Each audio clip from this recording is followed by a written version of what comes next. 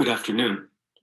First of all, I would like to acknowledge the Kaneangehaga people, as I'm reaching you from their traditional territory of Tiohtià:ke, or Montreal, Quebec. I'm here to tell you about how I redesigned a linguistics course on an Indigenous language from Northwestern Canada using Indigenous perspectives. Many of the lessons learned in this process should be applicable to other languages of the Americas. Some background on the class and the language. I was contacted by the linguistics department at the University of Ottawa to teach a class with the generic name Langue autochtone, or Indigenous language, which is given by the department every year in French. An administrator sent me the syllabus of the class to use as a possible template. The class was purely formal morphosyntax with no inclusion of the culture or communicative ability. The language was presented exclusively as a grammatical system abstracted from the life of the people. It felt like a missed opportunity in light of so much I had learned from natives for linguistics and from SAIL and other venues to then turn around and teach in an Indigenous language in this way. So I decided to completely redo the class. One word on the Dene-Sumphine people and language. I've worked with Dene-Sumphine communities on language for a number of years, although I'm not myself Indigenous. It's a Dene or Athabascan language spoken by several thousand people in about 20 communities across a large swath of northwestern Canada. It's known informally as Dene in contexts where it can't be confused with other Dene varieties, and I will use Dene in that sense in this presentation. The three guest speakers, whom I'll mention later, come from the communities indicated by the blue arrows. In approaching this course, I specifically thought of the following passage from Wesley Leonard's Natives Through Linguistics founding address. The bold text is mine. Even when Native American languages are valued and recognized, linguistic analysis often isolates, fragments, and dissects language in ways that can be alienating to members of Native American communities, for whom language is not an object that can or should be conceptualized separately from peoplehood, power, or spirituality, among other areas. Contemporary linguistic science privileges and normalizes certain ways of defining language, particularly by structural units, that can and often are described and analyzed not only separately from each other, but also from the people who use them, thus opposing common Indigenous norms of using interrelatedness as a framework to describe and interact with the world. Crucially, Leonard does not provide a specific template to what an interrelatedness framework would involve, but asserts the diversity of Native American views of language. These groups are very different from each other and have internal diversity as well. However, certain themes about language regularly emerge from these diverse groups. So I started off by asking myself how this interrelatedness framework could be applied to a Dene linguistics course. Up to now, many formal linguistics courses have disregarded First Nations values surrounding language. So I turned directly to those values. I've never heard a Dene-Sumphine definition of language per se, but Dene people's statements provide important clues. Language is frequently described as being inseparably bound to culture and the land. There are many references to spirituality, about the language being sacred. Elders who teach the Dene-Sumphine language to others frequently connect elements of the structure and grammatical categories with a worldview. For example, teacher Alice Rigney from Fort Chipewyan said, "Our language is humble when showing the preponderance of impersonal expressions for personal sensations like Sebaidza, I'm cold, or Sebaharadyan, I feel good." Finally, I'd seen that elders who interacted with people who'd spent a lot of time studying the language would greet them in Dene or expect them to have some basic communicative ability. And so synthesizing all this, I negotiated with the University of Ottawa to include an L2 component and cultural historical readings, and to allow 3 Dene guest speakers who would be paid an honorarium for their time. The University of Ottawa readily agreed to this, but emphasized that 50% of content should be on language structure. There were 12 students who were mostly non-Indigenous Francophone students from Ottawa. They were BA students. One student, however, had recently discovered that she had some First Nations ancestry, and most were linguistics majors. At the outset, students began by reading Leonard's 2018 Natives for Linguistics founding address and his 2019 article, Indigenous Languages from a Reclamation Lens, to better understand the idea behind the course. I don't want to spend a great deal of time talking about the structural component because I want to focus on the elements that are applicable to other languages. But let me mention that Dene verbs have a unique morphological structure in which lexical, inflectional, and derivational tiers of material are interwoven. This is referred to as a verb template, which was originally developed for comparative purposes.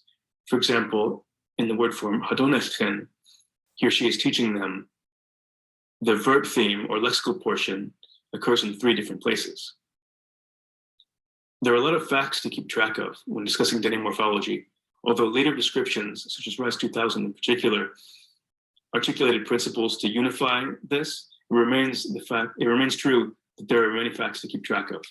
But I wanted to avoid overwrought language to describe this complexity, which one sometimes finds in the literature, terms like dazzlingly complex or the hardest morphology, which is not how Dene people refer to their language. I also avoided framing that subtly problematizes the structure, terms like, or phrases like, problems with the ordering of the prefixes, or lexical material is divided across the word, or this prefix triggers change X, which to me suggest assumptions of unity, linearity, stability, and prioritize the practicality for the linguist. So instead, I tried to present these phenomena more neutrally, using terms like matching, compatibility, signaling, etc. Wherever possible, I used culturally salient words to illustrate individual morphemes. For example, in this example 2, the continuative prefix na is combined with the stick-like gender prefix de and the root sus, meaning split. The result is a word meaning to split wood. And the elder consultant noted that this is used specifically when talking about splitting wood as an activity versus a generic act of breaking wood. So it's a fully transparent example of the morpheme, but it's also a weak idiom or a term for something nameworthy in Dene culture. Using this kind of example allows consultants' words to come through and to link language with their life on the territory, and also leads to interesting discussions of phraseology and morphological compositionality. For the L2 component, we generally began with a communicative goal and topic, such as describing people or tools or animals, and then went to pairs or small groups.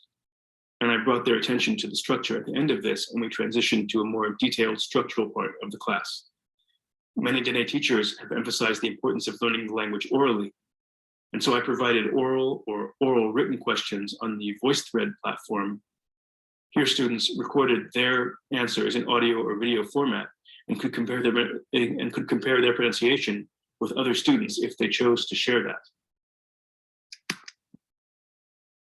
The guest speakers, Pauline Thatcher joined us from Black Lake and spoke directly to students, showing them her traditional beadwork, caribou, and moose hides to illustrate texture words like denur, it is soft. The students could see for themselves the Dene tools and hides in context, making this kind of vocabulary easier to retain. Gina McIntyre, originally of Pachinak, Saskatchewan, spoke to students about her experience as a marginalized Dene woman in the city of Edmonton, teaching English to refugees and acquiring self-esteem through language teaching and work.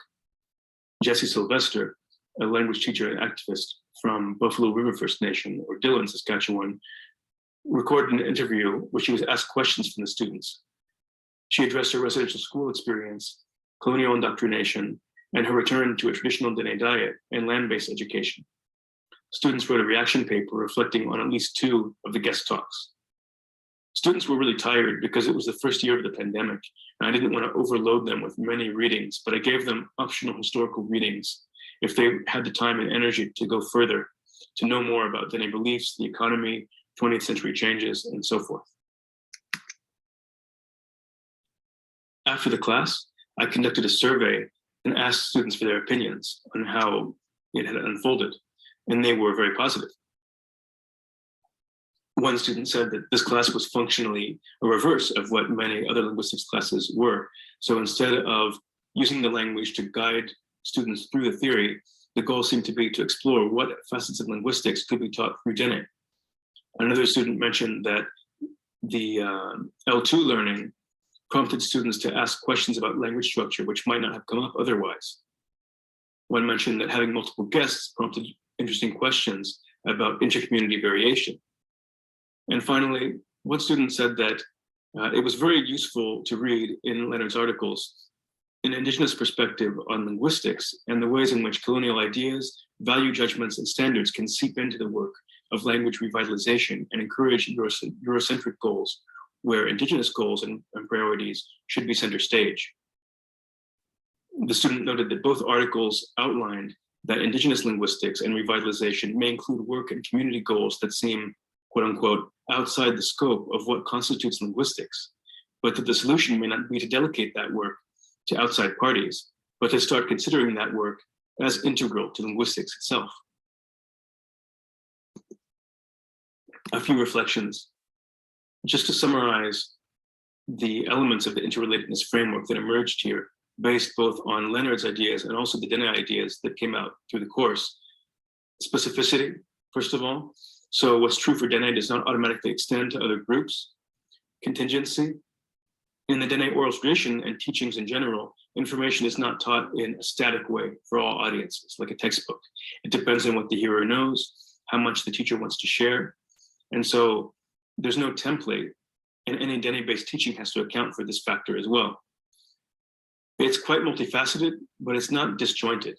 The different elements and examples reinforce each other. L2 communicative goals reinforce structural goals. Illustrations of morphology and weak idiomaticity illustrate life on the territory with its links to sovereignty, history, etc. And I'd like to point out that this is an open and evolving list. It's not a fixed template. Also, I found Zoom to be a terrible format for L2 teaching, especially the small group and pair work. I would not call this an indigenization per se, because that could only be done by Indigenous people. Although the class did contain many implicit critiques of coloniality in linguistics, it's more of exploring the interrelatedness framework, perspective, and it is a perspective, not a process with an endpoint. This approach probably would not work for a class on a large number of languages, but it might be workable for a course on a small set of them. How to apply this to other languages, and I'm thinking of a similar situation to this where you have a non-Indigenous instructor and largely non-Indigenous student group. Well, you can't include First Nations perspectives on language without speaking to First Nations people. And so to start with some kind of focus group or circle of community members who are most engaged with language and gather information on their perspective about what language is or what information is essential to know when one is learning about the language. Then what are speakers' views of L2 learning by outsiders? For the Dene, it's very positive, but that may not be true of all peoples. So is it expected or optional or even controversial? What historical facts are considered essential to know in order to engage with community members on language? For example, in the case of Dene, it's essential to know about the residential school system. What do idioms, morpheme productivity, lexicalization, etc. reveal about what is nameworthy, or the indexical relationship between language, culture, and land? And what current issues preoccupy the speakers and affect language use, or even the physical integrity of the speech community? This will differ a lot between communities. It's very challenging to balance all these elements. It takes more time, more commitment than a structure-only course, and we're already so busy. Pandemic conditions have students exhausted, and so asking them to absorb many new kinds of information has to be weighed against that. However, we already have to balance many kinds of information and skills as linguists working in this field. Even if we teach just the structure, sooner or later, students will have to engage with all these community-based issues. If we want each course in the curriculum to reinforce community-based collaborative practices and reduce an extractive mindset, why delay in teaching students in a more multifaceted Indigenous-based approach? Siniachu Marcicho, thank you.